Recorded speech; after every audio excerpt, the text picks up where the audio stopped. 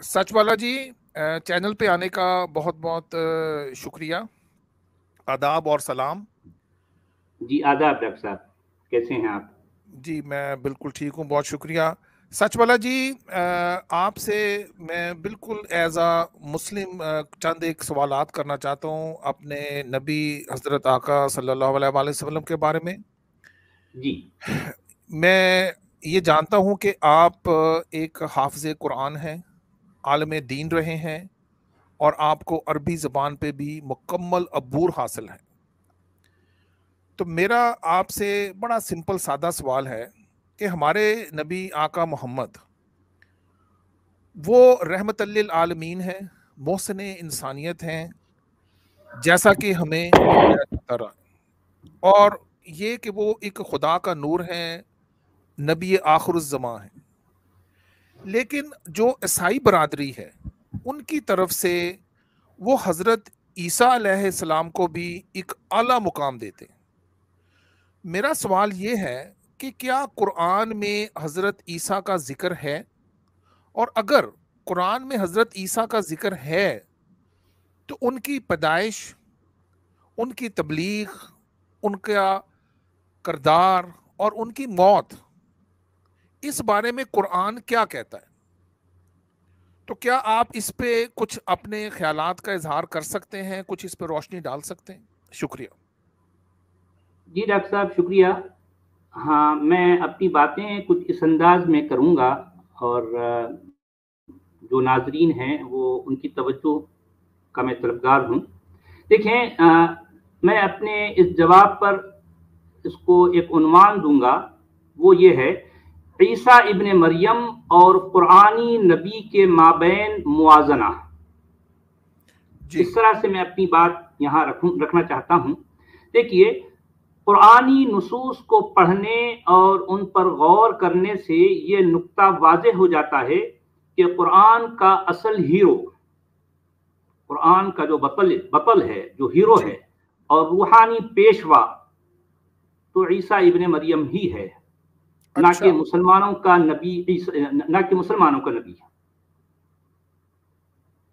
अच्छा, जी ईसा की खिरक़े आदत, विलादत और तुफूलियत से लेकर ईसा की तवफ़ियत तक कुरान ने जिस खुसूसी अज़मत से ईसा इब्ने मरियम को पेश किया है, इस सारे मामले पर उलमाए इस्लाम ने हमेशा ही से तासुब और बेतवज्जुही का मुजाहिरा किया है। अच्छा। अच्छा, कुरान की इबारतों में लफ्ज़ मोहम्मद 4 बार वारिद हुआ है और निहायत दिलचस्प बात यह है कि चारों जगहों पर यह कलिमा गायब, गैर हाजिर और शख्स सालिस के तौर पर ही पाया गया। अच्छा, कुरान का लफ्ज़ मोहम्मद किसी शख्स का मारिफा नाम नहीं है, बल्कि ये किसी का लक़ब या टाइटल है। इस लफ्ज़ अच्छा। से मुताल्लिक़ जितनी बातें कुरान ने कलमबंद की हैं, इससे तो यही जाहिर होता है कि ये टाइटल ईसा से मुताल्लिक़ है। अच्छा, यानी अच्छा, कि ईसा का टाइटल उस दौर में मोहम्मद रहा।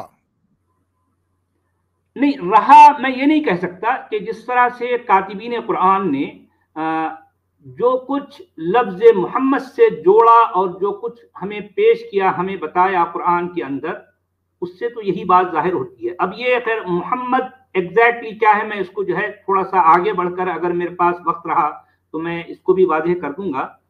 मैं कुछ और बातें इसी से मुताल्लिक, ईसा इब्ने मरियम से मुताल्लिक, जो कि कुरान में वारिद हुई हैं, मैं यहाँ पेश करना चाहूँगा। सूरत मरियम यानी सूरत 19 की आयत 30 से लेकर 33 तक में कातिबीन कुरान ने ईसा का जिक्र जिस शान इम्तियाजी से किया है, ऐसा रुतबे बुलंद किसी दूसरे को कभी न मिल सका। अच्छा, यानी कि आप प्रॉफिट मोहम्मद और ईसा को अगर कंपेयर करें तो सूरह मरियम की ये आयत हमें कुछ और रंग दे रही हैं।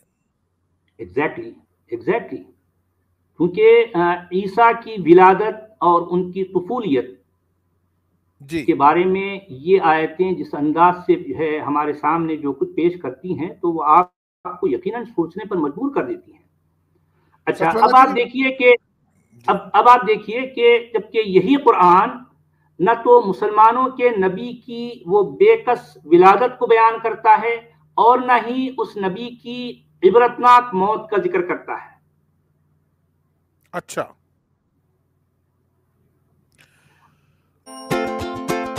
Subscribe now and press the bell icon. Never miss an update.